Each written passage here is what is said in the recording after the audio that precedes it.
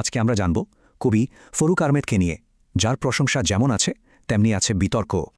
চলুন দেখে নিই কি থাকছে। আমরা তার পরিচয়, সেরা কাজ, রাজনৈতিক অবস্থান আর সম্মাননা নিয়ে কথা বলবো। এই টাইমলাইনটা এক নজরে তার জীবনকে তুলে ধরে, জন্ম থেকে শুরু করে সাত সাগরের মাঝির প্রকাশ পর্যন্ত। তার পুরো নাম ছিল সৈয়দ ফররুখ আহমদ।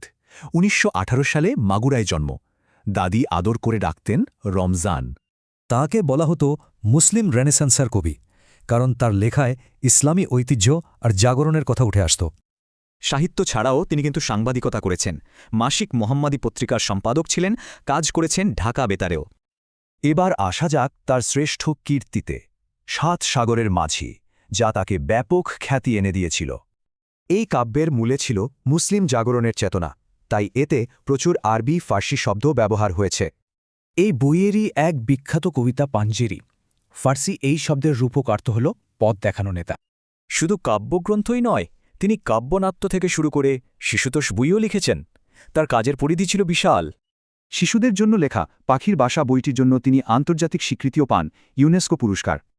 তবে তার সাহিত্যিক পরিচয়ের পাশাপাশি রাজনৈতিক অবস্থানও বেশ আলোচিত আর বিতর্কিতও বটে।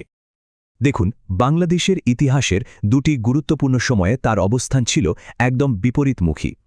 এমনকি ১৯৬৭ সালে রবীন্দ্রসঙ্গীত নিষিদ্ধ করার যে সরকারি সিদ্ধান্ত, তিনি তাকেও সমর্থন করেছিলেন।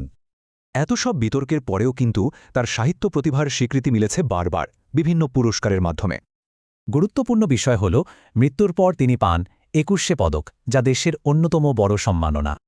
শুধু তাই নয়, এরপর দেশের সর্বোচ্চ রাষ্ট্রীয় সম্মাননা স্বাধীনতা পুরস্কারও তাকে মরণোত্তর দেয়া হয়।